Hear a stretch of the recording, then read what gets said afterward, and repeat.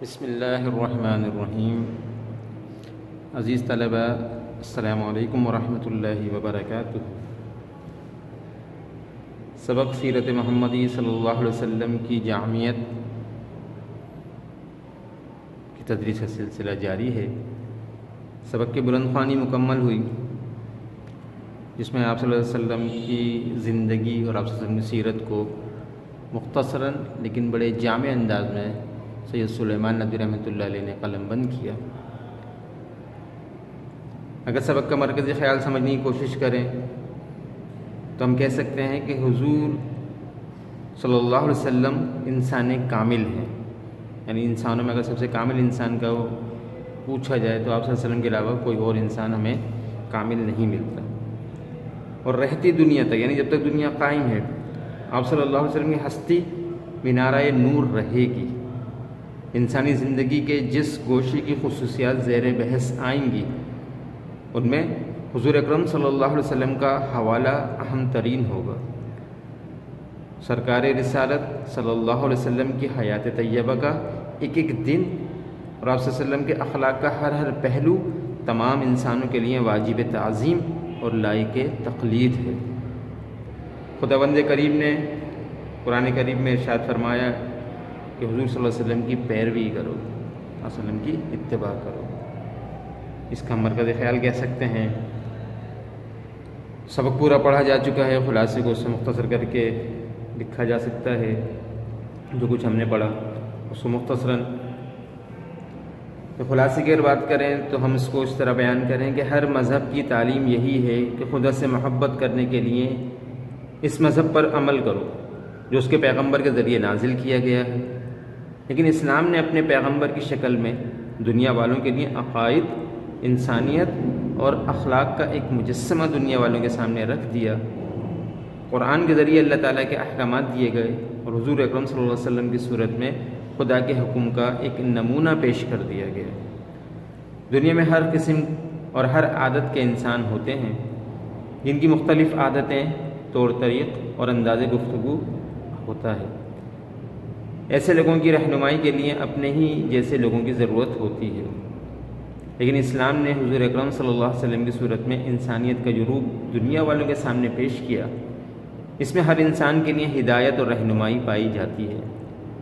ایک حاکم، محکوم، غلام، آقا، شوہر، بیٹا، باپ، فاتح، مفتوح، عابد، مظلوم، صابر و شاکر اور ایسے بے شمار اقسام کے لوگ آپ صلی اللہ علیہ وسلم کی زندگی سے سبق حاصل کر سکتے ہیں۔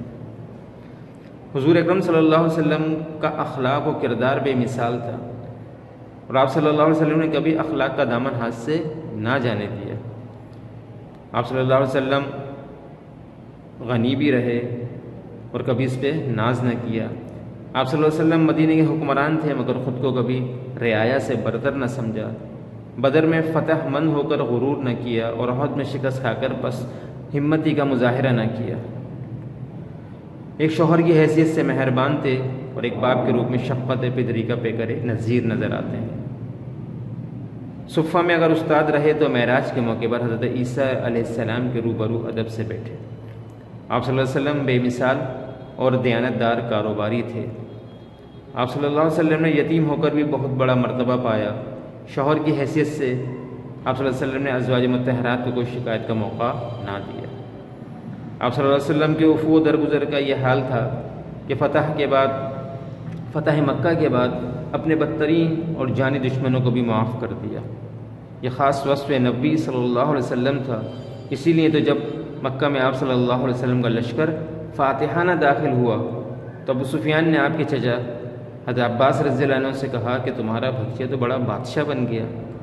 اس پر حضرت ابو سفیان رضی اللہ تعالیٰ عنہ نے کہا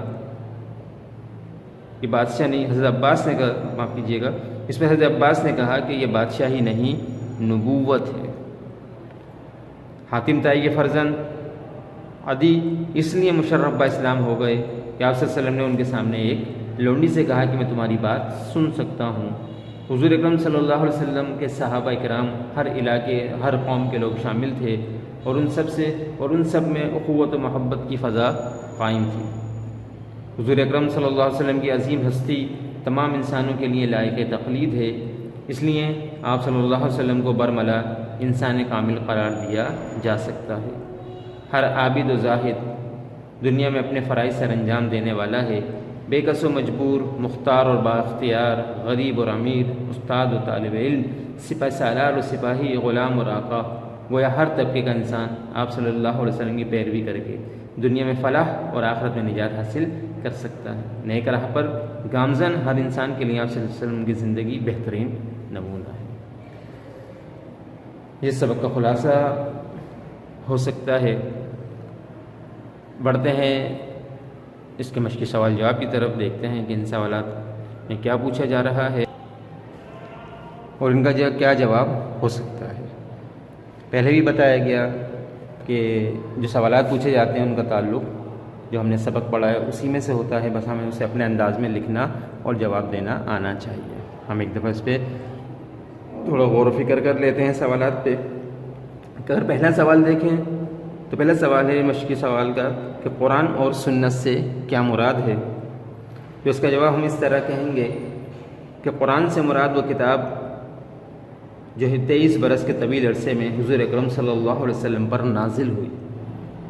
قرآن کریم میں دینی اور دنیاوی امور کے بارے میں بنیادی احکامات دیے گئے ہیں، جبکہ سنت حضور اکرم صلی اللہ علیہ وسلم کے ان اعمال و افعال کو کہتے ہیں جو قرآن احکام کی تشریح اور تمام انسانوں کی راہ ہدایت ہے۔ اس میں ہم نے بتایا قرآن کیا ہے اور سنت کسے کہتے ہیں۔ دوسرا سوال ہے کہ سیرت محمدی صلی اللہ علیہ وسلم کی جامعیت بیان کیجیے۔ اب یہ اتنی طویل وہ ہے کہ اس کو احاطہ ناممکن ہے، تو ہم اس کا جواب اس طرح کہیں گے کہ حضور اکرم صلی اللہ علیہ وسلم کی جامعیت اور اکملیت کو محض چند الفاظ یا چند سطروں میں بیان کرنا قطعاً ناممکن ہے۔ تاہم مختصراً یہ کہا جا سکتا ہے کہ دنیا کے تمام انسانوں میں جو خوبیاں اور انسانی خصائص ہو سکتے ہیں وہ حضور صلی اللہ علیہ وسلم میں بدرجہ اتم موجود ہیں۔ یہی نہیں بلکہ دنیا میں آنے والے 1,24,000 سے زائد انبیاء و مرسلین کی پاک ہستیوں میں جو خصوصیات پائی جاتی تھیں انہیں مرتکز کر کے حضور اکرم صلی اللہ علیہ وسلم کی پاک اور مقدس ہستی تخلیق کی گئی۔ اس لیے آپ صلی اللہ علیہ وسلم کی ہستی دنیاوی اور دینی دونوں اعتبار سے عالم کے رہنما کا درجہ اور مرتبہ رکھتی ہے۔ تیسرا سوال کہ فتح مکہ کے موقع پر ابو سفیان نے آپ صلی اللہ علیہ وسلم کو دیکھ کر کیا کہا تھا اور اس کے جواب میں حضرت عباس رضی اللہ عنہ نے کیا جواب دیا تھا؟ اس کے جواب ہم اس طرح دیں گے کہ ابو سفیان جو حضرت صلی اللہ علیہ وسلم کے سب سے بڑے حریف تھے، فتح مکہ کے دن وہ حضرت عباس رضی اللہ عنہ کے ساتھ کھڑے ہو کر اسلامی لشکر کا تماشا دیکھ رہے تھے کہ رنگ برنگی بیرکوں اور جھنڈیوں کے سائے میں اسلام کا دریا امٹتا آ رہا تھا۔ قبائل عرب کی موجیں جوش مارتی ہوئی بڑھتی ہوئی چلی آ رہی تھیں اور ابو سفیان کی آنکھیں اب بھی دھوکہ کھاتی ہیں، اور وہ حضرت عباس سے کہتے ہیں کہ عباس تمہارا بھتیجا تو بڑا بادشاہ بن گیا۔ جس کے جواب میں حضرت عباس کی آنکھیں کہتے ہیں کچھ اور دیکھ رہی تھیں۔ انہوں نے فرمایا کہ ابو سفیان یہ بادشاہی نہیں نبوت ہے۔ اس کو کہنا چاہیے کہ تفصیل کے ساتھ وضاحت کے ساتھ پوری بات لکھی جائے گی کہ کس موقع پر یہ بات کس طرح کہی ہے۔ چوتھا سوال ہے کہ عدی بن حاتم کے اسلام قبول کرنے کا واقعہ بیان کیجیے۔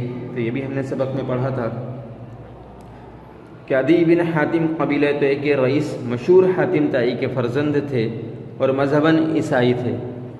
وہ حضور صلی اللہ علیہ وسلم کے دربار میں آتے ہیں اور صحابہ کرام کی عقیدت مندی اور جہاد کا ساز و سامان دیکھ کر ان کو فیصلے میں دقت ہوتی کہ محمد صلی اللہ علیہ وسلم بادشاہ ہیں یا پیغمبر۔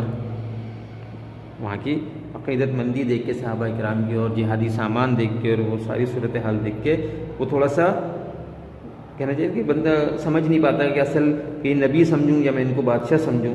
کہ دفعتاً مدینے کی ایک غریب لونڈی آ کر کھڑی ہوتی ہے اور کہتی ہے کہ حضور صلی اللہ علیہ وسلم سے کچھ عرض کرنا ہے۔ آپ صلی اللہ علیہ وسلم ارشاد فرماتے ہیں کہ دیکھو مدینے کی جس گلی میں کہو میں تمہاری باتیں سن سکتا ہوں، اور یہ کہہ کر اٹھ کھڑے ہوتے ہیں اور اس کی حاجت پوری کرتے ہیں۔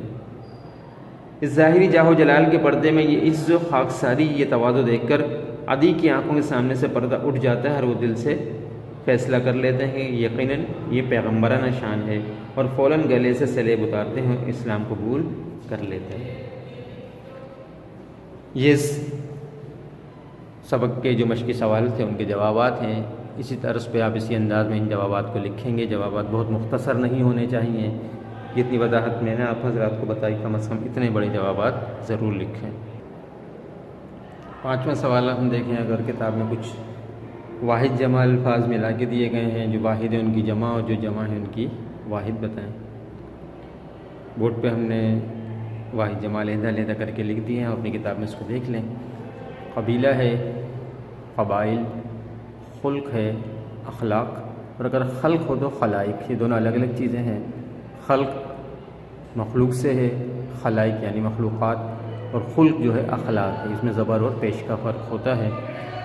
تو خلق اگر ہے تو اس کی جمع اخلاق ہے، اور خلق ہے تو اس کی جمع خلائق۔